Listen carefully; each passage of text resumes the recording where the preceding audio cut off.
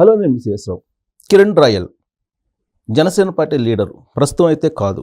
ఆయన్ని ఆ పార్టీ కార్యక్రమాలకి దూరంగా పెట్టారు, అంతర్గత విచారణ చేస్తూ ఉన్నారు. అయితే ఆయన ఏం చేశారు? శ్రీలక్ష్మి ఆని ట్రాప్ చేసిందా, లేదంటే కిరణ్ రాయలే శ్రీలక్ష్మిని ట్రాప్ చేశారా? దీని మీద విశ్లేషణ తీసుకునే ప్రయత్నం చేద్దాం. ప్రస్తుతం మన దగ్గర అడ్వకేట్ బాలాగారు ఉన్నారు, ఇంటరాక్టర్. హలో బాలాగారు. హాయ్ అండి. హాయ్. ఏంటి మా టేకప్ చేసినట్టున్నారు ఈ కేసు, శ్రీలక్ష్మి కేసు? శ్రీలక్ష్మి లక్ష్మి లక్ష్మి లక్ష్మి శ్రీలక్ష్మి లక్ష్మి లక్ష్మి ఏంటి ఆమె మీదేమో ఆమె ఆరోపణ చేసిన మరుక్షణమే ఆమె జైపూర్ పోలీసులు ఇచ్చి ఆమెను అరెస్ట్ చేశారు. సార్ అంటే ఒకటి ఇప్పుడు ఏమైపోయిందంటే విక్టిమ్నే అక్యూజ్డ్గా చేశారు. అంటే అక్యూజ్డ్ చేశారు ఇన్ ద సెన్స్ ఇది ఎప్పుడో 2021లో రిజిస్టర్ అయిన కేసు, సైబర్ క్రైమ్. అందరు చెక్ బౌన్స్ ఇంకోటి అనుకుంటున్నారు. It's not that. ఇది ఒక సైబర్ క్రైమ్.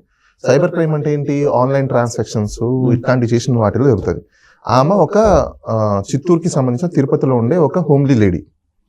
ఇంటర్నేషనల్ రేంజ్ లో బిట్ కాయిన్స్, యూఎస్డి డాలర్స్, లేకపోతే క్రిప్టో కరెన్సీలు చేసేంత నాలెడ్జ్ ఉన్న వాళ్ళు చిత్తూరులో ఉంటే, చిత్తూరు ఇలా ఉండదు. జైపూర్ పోలీసు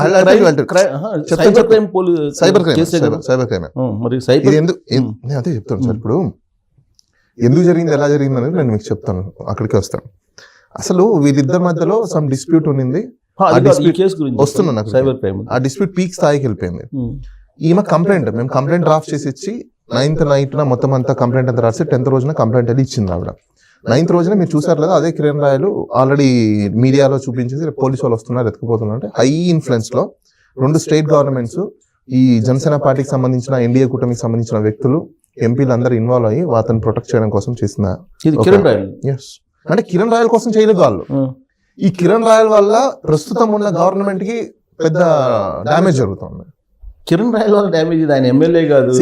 కాకపోయినా వీళ్ళు శుద్ధపూస మాటలు మాట్లాడారు ఎలక్షన్స్ అప్పుడు, రైట్? ఈ రోజు ఏం జరుగుతుంది? అమ్మాయిని ట్రాప్ చేసి యూజ్ చేసుకుని డబ్బులు తీసుకొని వాడుకునేది ఎవరు?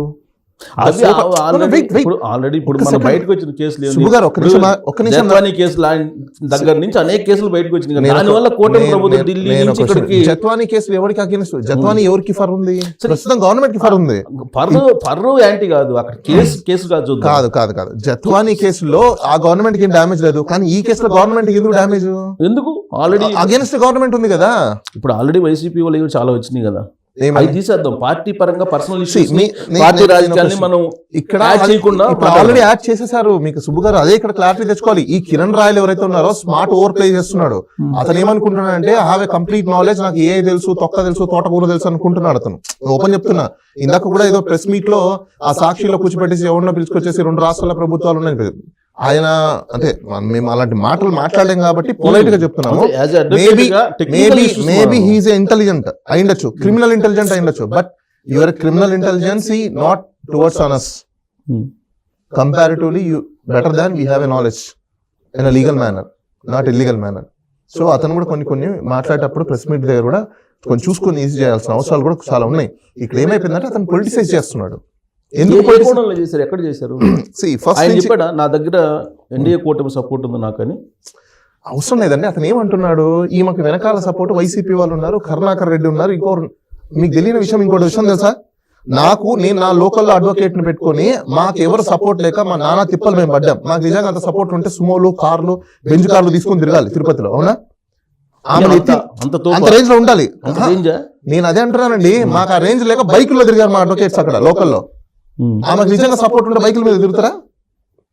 ఇప్పుడు నేను లాజిక్ ఎందుకు చెప్తున్నానంటే, సో కాల్డ్ ఇప్పుడు ఎవరైతే మీడియాలో చెప్తున్నారో ఆమె వెనకాల ఎవరున్నారని నేను టు బి హానెస్ట్ చెప్తున్నాను. ఎందుకంటే ఆమెని 11 o'clock ఇన్ బిట్వీన్ 12 o'clock మధ్యలో మా నైట్ మొత్తం అంతా కంప్లైంట్ రెడీ చేసి పంపించాను ఆవిడకి. నేను మార్నింగ్ వెళ్ళి ఆవిడ కంప్లైంట్ ఫైల్ చేయడానికి ఎస్పీ ఆఫీస్కి వెళ్ళింది.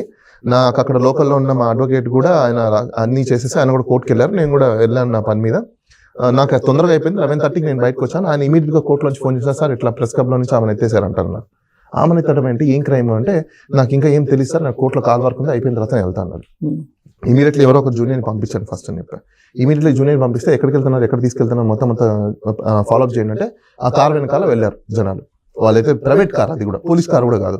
అసలు పోలీస్ వాళ్ళు, జైపూర్ పోలీస్ వాళ్ళు మన పోలీస్ వాళ్ళ పర్మిషన్ లేకుండా డైరెక్ట్ గా ఎట్లా ఒక పర్సన్ పట్టుకున్నారని ది బిగ్గెస్ట్ క్వశ్చన్. పర్మిషన్ లేదంటారా? పర్మిషన్ లేదండి వాళ్ళకి. మేము అడిగితే క్వశ్చన్ చేస్తే 4:30కి పాస్పోర్ట్ అప్పుడు పంపించారు అక్కడి నుంచి. నేను పదో ఒక తేదీన. పాయింట్ అడుగుతాం అడ్వకేట్ గారు, మీరు చెప్పండి. 3 days back Srilakshmi Jaipur police నుంచి నోటీసులు వచ్చినాయా లేవా? లేవు. ఆల్రెడీ నోటీసులు ఇష్యూ చేశారని చెప్పి చెప్తున్నారు కదా. సుబ్బు గారు, ఈ కేసు 2021లో రిజిస్టర్ అయింది. దాంట్లో 2 ఆల్రెడీ అరెస్ట్ అయ్యారు. ఓకే, ఈవిడని తర్వాత ఈమె యాంటిసిపేటరీ బెయిల్ కూడా ఈమె వేల యాంటిసిపేటరీ బెయిల్ కూడా ఈ కిరణ్ రాయల్ వేయించాడు అప్పుడు. బికాస్ ఎందుకంటే అప్పుడు అసోసియేషన్ బాగుంది కాబట్టి. అవును. తర్వాత అతను వాళ్ళిద్దరి మధ్య చెడిపోయిన తర్వాత బయటకు వచ్చేస్తారు ఎవరైనా. ఓవర్ స్మార్ట్ గా ప్లే చేస్తున్నాడు అతను. సరే, అంత ఇంత కాదు. సో యాంటిసిపేటరీ బెయిల్ క్యాన్సిల్ అయింది కదా, మరి అన్ని రోజులు పోలీసు వాళ్ళు ఏం చేస్తున్నారు? పడుకొని నిద్రపోతున్నారా? ఆమె అక్కడే ఉంది కదా, 4 నెంబర్ సేమ్ 4 నెంబరే, అదే ఇంటి అడ్రస్ ఉంది. అంటే వాళ్ళ కేసులకు సంబంధించి ఎప్పుడు ఇన్వెస్టిగేషన్ చేయాలనేది మనం చెప్పడానికి ఎవరు చెప్పారు మీకు? Who said? దానికి time period there is a reasonability of time. Time period ఉంటుంది. టైం పీరియడ్ ఎంత? ఎఫ్ఐఆర్ ఎన్రోల్ చేయాలి, ఎంత టైం? ఇన్వెస్టిగేషన్ ఎన్రోల్ 90 చేయాలి. days లో కంప్లీట్ చేయాలి. ఏం చేస్తున్నారు? కేసులా? ఎస్, ఏ కేసులు చూసారు ఆ విధంగా? అది మీరు అనుకుంటున్నారు. That's what. ఇప్పుడు మీరు అడిగారు నన్ను క్వశ్చన్, టైం లేదని చెప్పేసి. టైం లేదని మీరు అన్నారు. As per the CrPC there is a provision of 90 days లో మీరు కంప్లీట్ చేయాలి. చేయలేకపోతే వినండి, చేయలేకపోతే ఎక్సెప్షనల్ రీజన్స్ చెప్పుకోవడానికి మీకు అవకాశం ఉంది అంతే. ఉంది. అలా అని చెప్పేసి మీరు ఇయర్స్ టుగెదర్ మేము చేసుకుంటూ పోతున్నాము, మాకు దొరకలేదు చేయలేదంటే ఇవాళ ఎట్లా దొరుకుతుంది? సుప్రీంకోర్టు అదే చెప్పింది కదా.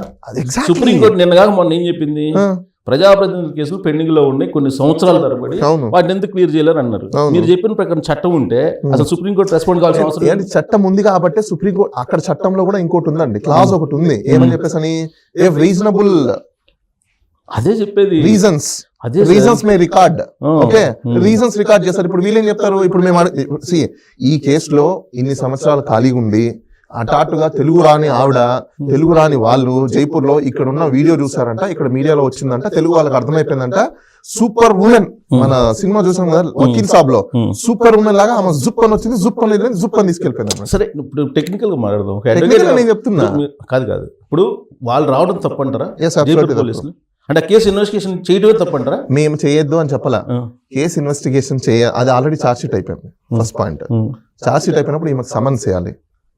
ఓకే, నువ్వు సప్లిమెంటరీ ఛార్జ్ షీట్ వేసుకోవడానికి మనం తీసుకెళ్లాలనుకుంటున్నారు, ఫైన్. వినండి దానికి ప్రొసీజర్ ఏంటి?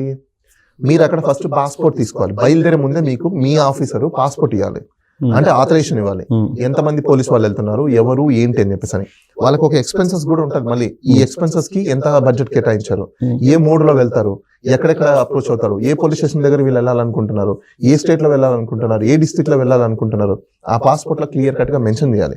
మెన్షన్ చేసి ఆ పాస్పోర్ట్ ని తీసుకొచ్చి ఇక్కడ లోకల్ పోలీస్ స్టేషన్లలో సరెండర్ చేయాలి. ఇచ్చిన తర్వాత వాళ్ళు జీడీలో ఎంటర్ చేసుకోవాలి. ఇక్కడ ఉన్న పోలీసులు జీడీలో ఎంటర్ చేసుకొని వాళ్ళకు ఒక ఎస్కార్ట్ ఇవ్వాలి, గవర్నమెంట్ వెహికల్ ఇవ్వాలి, ఎస్కార్ట్ ఇవ్వాలి. మన పోలీసు వాళ్ళని వీళ్ళు ఓన్లీ పక్కన కూర్చోండాలి. కూర్చొని మన పోలీసు వాళ్ళు వెళ్ళి వాళ్ళు ఇచ్చిన వారెంటో లేకపోతే ఇంకోటో ఉంటే దాన్ని ఎగ్జిక్యూట్ చేసి మన వాళ్ళు పట్టుకొని వచ్చి మన వాళ్ళు ఇక్కడ కోర్టులో సబ్మిట్ చేసి జడ్జి దగ్గర ట్రాన్స్లేట్ తీసుకొని అప్పుడు వాళ్ళకి అప్పచెప్పాలి. ఇది ప్రొసీజర్. అది జరిగిందా? సపోజ్ ఇది జరగలేదు అనుకోండి, రేపు జైపూర్ పోలీసులే వాళ్ళు శిక్ష అనుభవిస్తారు. ఖచ్చితంగా.